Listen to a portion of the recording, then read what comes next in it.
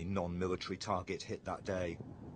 It's alleged that the Georgians continued firing, intentionally or not, on ordinary civilians.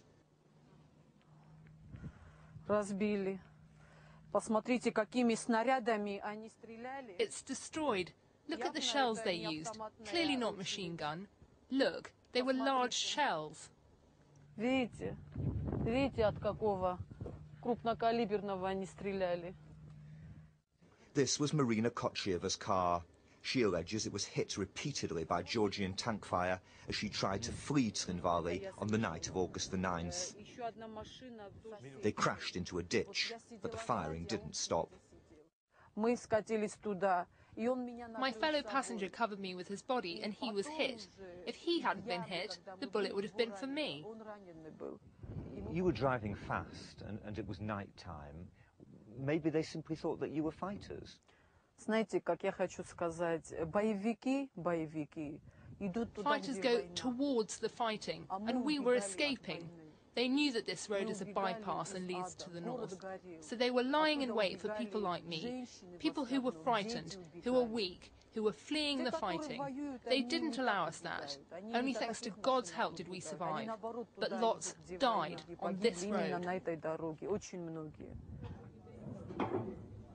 Ossetians wounded in the war were patched up in a makeshift underground hospital. The international investigative organisation Human Rights Watch now accuses Georgia of indiscriminate use of force in Trinvali, a violation of the Geneva Conventions. It believes it may also be guilty of deliberate targeting of civilians, a serious war crime. What does Georgia's ally, Britain, think of that? On my visit to Tbilisi, of course I raised, at the highest level in Georgia, the questions that have been asked and raised about war crimes and other military actions by the Georgian authorities.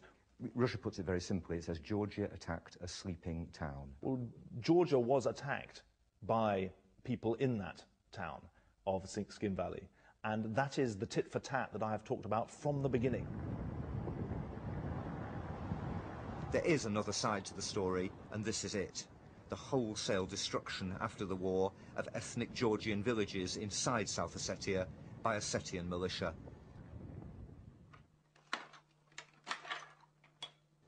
Ossetians say the villages were used by the Georgian military, but this was plainly a family home. Its former occupants are now among the 16,000 Georgian refugees from South Ossetia sheltering on the other side of the dividing line.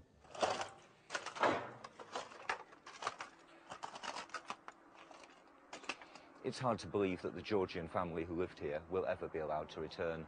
The destruction of this house and hundreds of others is a deliberate act of ethnic cleansing. In Trinvali, I met one of the perpetrators. It was not cleansing. There wasn't any genocide of the Georgian people. No one was killed. They were given a corridor so that they could calmly get out of there. When they'd left their villages, their houses were burned, so they didn't return. It's enough just to set light to the curtains and the whole house will flare up. If you ever want to burn someone's house, that's my advice. Simply set light to the curtains, and that's enough. By the time those houses were burned, Russian troops had finally arrived in force, driving the Georgians out of South Ossetia. But the Russians failed to prevent the willful destruction of civilian property. No, this is not ethnic cleansing. This was also the area of the war. The Georgians, when I say that the Georgians were moving their artillery and tanks closer to Tskhinval, this also included the Georgian enclaves inside South Ossetia, where they secretly organized strongholds. But we've talked, for example, to Ossetian militiamen who talked about how they burnt and destroyed those houses after the immediate conflict. Shouldn't Russia somehow have prevented that from happening?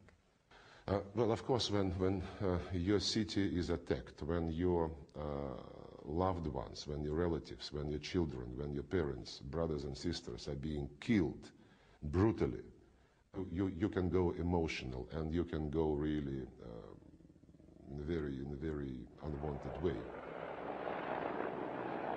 But while Russia's forgiving of its Ossetian allies, has the West overlooked possible crimes by its Georgian partners?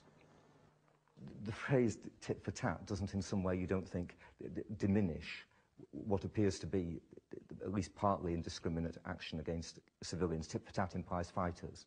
Well, tit for tat, military tit for tat, is people attacking each other and trying to kill each other. And so you may think that is not a serious description. I think it is a serious description. And at no stage have we belittled any of the suffering or the death that has been caused. What I think is important is that whatever the dispute between South Ossetians and Georgians, whatever the rights and wrongs of what each of them did, and I've talked at every stage about wrongs as well as rights, that does not justify one country invading another. This is where my son was buried, here. He was killed on the 9th of August at about 10 a.m. We buried him on the 10th. They killed him. Caught in the tit for tat, neither Taya nor her son Georgi were trying to kill anyone.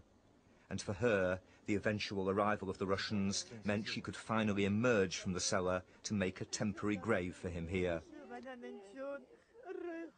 An Ossetian view of the conflict is summed up by a neighbour who stops me as I leave. I bow down before the great Russian people. Thank you for everything. We don't know how many Ossetian civilians were killed in the fighting. Human Rights Watch estimates between 300 and 400.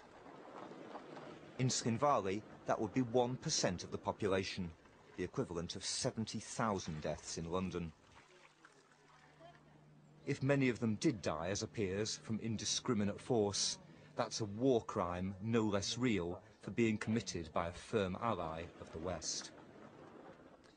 Tim Heal reporting. Well, earlier I talked with the president of Georgia, Mikhail Saakashvili, and began by asking him if he regretted the civilian deaths caused by Georgian troops. Well, I regret every single death as a result of military hostilities. This was not a war of our choice. Whether it was 100 or as much as it was, even if it had been one single person, it would have been very tragic for me, certainly. Certainly, I do regret it. You personally took the decision to attack what we were told was a sleeping town, Tskhinvali. Civilian deaths were an inevitable part of your policy, were they not? We took a decision, and we had basically no choice to protect our population from attacking and advancing Russian military equipment, from Russian-backed and basically Russian-trained, Russian-equipped and Russian-commanded militias, as well as regular Russian troops that invaded my country. We did something that any other democratic government would have done.